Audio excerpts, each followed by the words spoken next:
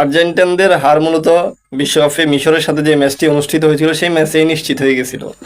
বাকিটা এই পর্যন্ত তারা আনুষ্ঠানিকতার কাজ সেরেছে। মূলত বলতে গেলে মিশরের সাথে যে অন্যায় এটা করা হয়েছিল সেদিন আর্জেন্টিনার বিদায় নিশ্চিত হয়ে গেছিল। আর এই বিশ্বকাপে যদি আর্জেন্টিনা ফাইনাল জিতে যেত, কালকের খেলা যতটুকু দেখলাম, যতটুকু বুঝলাম, এই ম্যাচে যদি পরবর্তীতে সর্বশেষে গিয়ে যেটা আর্জেন্টিনার স্বভাবসুলভ খেলা 80 মিনিটের পর গিয়ে তারা ম্যাচটা জিতে নেয়, এটা যদি হইতো আজকের এই ম্যাচে, তাহলে ফুটবলটা আমার কাছে ভালো লাগতো না। কারণ পুরো ম্যাচে স্পেন যেভাবে ডমিনেট করে খেলছে, এটা সত্যি মানে প্রশ্ন এমন এমন তুলে দেয় যে আর্জেন্টিনার মতো একটা দল তাহলে ফাইনাল কীভাবে আসলো। তারা স্পেনের বিপক্ষে এত খারাপ খেললো, স্পেনের বিপক্ষে স্পেনের সেমিফাইনাল ম্যাচ ফ্রান্সও এত খারাপ খেলেনি। ফ্রান্সের দুর্ভাগ্য স্পেনের গোলকিপারের কাছে মূলত তাদের পরাজয় নিশ্চিত হয়ে গেছিল। তো অনেকে দেখলাম লিখতেছে ফেসবুকে যে ওস্তাদের মায়ের শেষ রাতে এই প্রবাদটা ভুলে গিয়ে এখন থেকে এই প্রবাদটা মুখস্থ করেন যে চোরের 10 দিন গৃহস্থের একদিন। এই স্ট্যাটাসটা আমিও নিজেও দিয়েছিলাম। আর্জেন্টাইনদের বিরুদ্ধে এই অভিযোগটা এখন বেশ পুরনো। তারা যে বিশ্বকাপে যে সুবিধাগুলো পাচ্ছে, এটা এইসব অভিযোগগুলো পুরনো। যাই হোক, ফিফার নিয়মগুলো এমনভাবে পেঁচানো যে চাইলেই যে কাউকে ফিফা সুবিধা দিতে পারবে। আপনি যদি ফিফার নিয়মগুলো দেখেন ভালো করে, তাহলে দেখবেন খুব পেঁচানো। এখানে সর্বশেষে রেফারি যে সিদ্ধান্ত দিবে তাই চূড়ান্ত সিদ্ধান্ত বলে গণ্য হয়। এখন ফিফার রেফারি কতটুকু ন্যায্যতা বজায় রাখে সেটা তো ফিফা জানে, অথবা যারা খেলা দেখেন তারাও বুঝেন। সবাই যে বুঝেন না এমন না। আর ফিফার নিয়মগুলো হয়তো নির্দিষ্ট কোনো দলকে অতিরিক্ত সুবিধা দেওয়ার জন্যই বানানো হয়েছে। আমি যতটুকু ফিফার নিয়মগুলো দেখলাম, আমার এমনটাই মনে হয়েছে। অনেক ফ্রান্স, পর্তুগাল, ব্রাজিলের সাপোর্টাররা বলতেছে যে ওস্তাদের মায়ের শেষ রাতে এই গানটা বোধহয় আর শুনতে পেলাম না। আর কালকের ম্যাচে যেটা বাস্তবতা ছিল, কালকের ম্যাচে আসলে বল দুইটা দরকার ছিল। একটা দিয়ে আর্জেন্টিনারা খেলার দরকার ছিল, আর স্পেন তো মূল বলটা দিয়ে তো স্পেনই খেলতেছিল। স্পেন যে এভাবে খেলবে আর আর্জেন্টিনার বিপক্ষে এভাবে ডমিনেট করে খেলবে, আর্জেন্টিনা তাদের সাথে পাত্তাই পাবে না, এটা কিন্তু ফুটবল বিশ্ব এটা তাদের কাম্য ছিল না।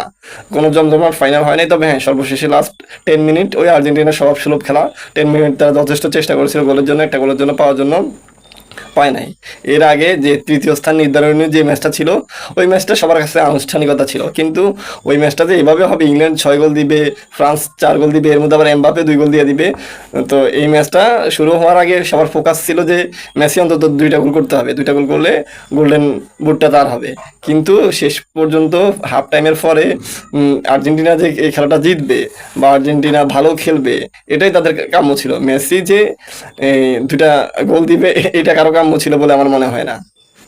আবার অনেকে বলতেছে যে যেভাবে খেলছে আর্জেন্টিনা, মানে এভাবে আর্জেন্টিনার খেলা উচিত ছিল না, খেলাটা দরকার ছিল এমন যে স্পেনের প্লেয়াররা খেলবে, আর্জেন্টাইন গোলকিপার শুধু থাকবে, আর ওই পাশে স্পেনের গোলকিপারের জন্য একটা বালিশ দিয়ে দিলে সে নিশ্চিন্তে ঘুমাইতে পারে। কারণ তার অত প্রেশার ছিল না এই ম্যাচটাতে, আমরা যতটুকু দেখছি। যদিও লাস্ট 10 মিনিটের গল্পটা একটু ভিন্ন ছিল, লাস্ট 10 মিনিট অনেক চাপে ছিল স্পেনের গোলকিপারও। কারণ আর্জেন্টিনার মধ্যে একটা দিন ভর করে শেষ 10 মিনিট আসলে, যখন আর্জেন্টিনা হেরে যাওয়ার সম্ভাবনা তৈরি হয়ে যায়, তখন আর্জেন্টিনা দুর্দান্ত খেলে এবং এই পর্যন্ত খেলে আসছে। এই পর্যন্ত তাদের ম্যাচ জয়ের গল্পগুলো ছিল কামব্যাকের গল্প, কিন্তু দুর্ভাগ্যজনকভাবে আজকের ম্যাচে কামব্যাকের গল্প আর লিখতে পারলো না। এই বিশ্বকাপে সম্ভবত মোট 48টা দল অংশগ্রহণ করেছিল। তো আমার এক বন্ধু বলতেছিল যে বিশ্বকাপের 46টা দল সাপোর্ট করতেও রাজি ছিলাম, শুধুমাত্র যে 2টা দল সাপোর্ট করতে রাজি ছিলাম না, আজকে তারাই ফাইনাল খেলছে। মানে চিন্তা করে দেখেন, তার মানে আশাই ছিল না যে স্পেন বিশ্বকাপের ফাইনাল খেলবে বা আর্জেন্টিনা খেলবে। তবে আমি ব্যক্তিগতভাবে বিশ্বাস করেছিলাম যে আর্জেন্টিনা সম্পূর্ণ নির্ভর এই বিশ্বকাপে, কারণ মেসির যা অর্জন ছিল তা অতীতে তিনি করে ফেলেছেন। এটা শুধু তার মাত্র আনুষ্ঠানিকতা, হলে ভালো, না হলে তার এমন ক্ষতি হয়ে যাবে এমন কিছু না। তাই আর্জেন্টিনা সম্পূর্ণ নির্ভর ছিল পুরো বিশ্বকাপেই।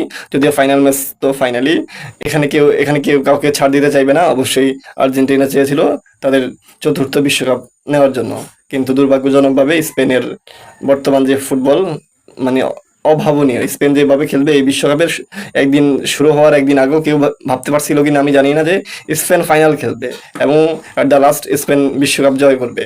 এটা কেউ ভাবছিল কিনা জানি না, আমিও নিজে ভাবিনি। আমি ভাবছিলাম যে হয়তো ফ্রান্স, আর্জেন্টিনা, তারপরে জার্মান, এই কয়টা দলের কথা আমি ভাবছিলাম, কিন্তু হয় না। শেষ পর্যন্ত একটা অসম্ভব গল্প লিখলো স্পেন বিশ্বকাপের ফাইনালে। বিশ্বকাপের ইতিহাসে এই পর্যন্ত এই প্রথম এটা হলো যে একটা দল এইভাবে ফাইনাল ম্যাচে ডমিনেট করে ম্যাচ জিতে গেল। আর্জেন্টিনা বিশ্বকাপ ফাইনাল থেকে বাদ পড়ার পরে বিশ্বকাপ চ্যাম্পিয়ন না হওয়ার কারণে পুরো বাংলাদেশে যারা আর্জেন্টাইন সমর্থক নয়, বিভিন্ন দলের সমর্থক, ব্রাজিল, ফ্রান্স, পর্তুগাল, এই সমস্ত দলে যারা ফ্যান ছিল, তারা আর্জেন্টিনাকে হেয় করার জন্য যা খুশি তা বলে গেছে এ পর্যন্ত। আমি আমার ব্যক্তিগত ফেসবুকে অনেক কিছুই লিখছি। আসলে খেলাই ফানি, যদিও আমি ব্যক্তিগতভাবে আর্জেন্টিনাকে পছন্দ করি না, আর আর্জেন্টিনার কাপ নিকেট আমি কখনোই চাই না। তো এখন কথা হচ্ছে, ব্রাজিল সমর্থকদের একটা অভিযোগ আছে যে তারা বর্তমানে স্পেন বিজয়ী হওয়ার কারণে তারা উল্লাস করেছে ব্যাপক পরিমাণে। তো এখানে আর্জেন্টিনাদের আপত্তি হচ্ছে গিয়া, কাপ জিতলো স্পেন, তাহলে তারা উদযাপন করবে কেন? এখন ব্রাজিল সমর্থকরা তাদের পাল্টা জবাবে বলতেছে যে আজ থেকে অনেক বছর আগে, তখন 2014 বিশ্বকাপে ব্রাজিল জার্মানির কাছে 7 গোল খাইছিল, তখন বললো যে সে গোল তো আর্জেন্টিনা দেয় নাই, তাহলে আর্জেন্টিনা সমর্থকরা ওইটা দিয়ে তাদেরকে পচাইতেছে কি জন্য? আসলে তারা এখন ব্রাজিল সমর্থকরা বলতেছে যে আর্জেন্টিনা স্পেনের সাথে হারছে, এটা উদযাপন করতে পারবে না, এটা আর্জেন্টিনার সমর্থকদের মতামত। কিন্তু জার্মান যে 7 গোল দিছে সেটা তারা উদযাপন করবে। আর সর্বশেষে কথা হচ্ছে যে আর্জেন্টিনা কালকে যেভাবে খেলছিল, খেলার মধ্যে যাওয়া হয়, লাল কার্ড হলুদ কার্ড হয়েছিল আর্জেন্টিনার, কিন্তু একবারে যেটা কল্পনার অতীত ছিল যে স্পেনের কোনো প্লেয়ার সম্ভবত একটা হলুদ কার্ডও পায় নাই, এটা তাদের অনেক ধৈর্যের পরিচয় দিয়েছে। আর আর্জেন্টিনা সম্ভবত 5টা কিংবা 6টা হলুদ কার্ড, একটা লাল কার্ড, এবং আর্জেন্টাইন কোচ যিনি লিওনেল স্কালোনি, তিনিও একটা হলুদ কার্ড পেয়েছিলেন। বিষয়টা এমন যে রেফারি পারে না যে আর্জেন্টাইন কোনো সমর্থককেও একটা হলুদ কার্ড দিয়ে দেয় তাদের আচরণের কারণে।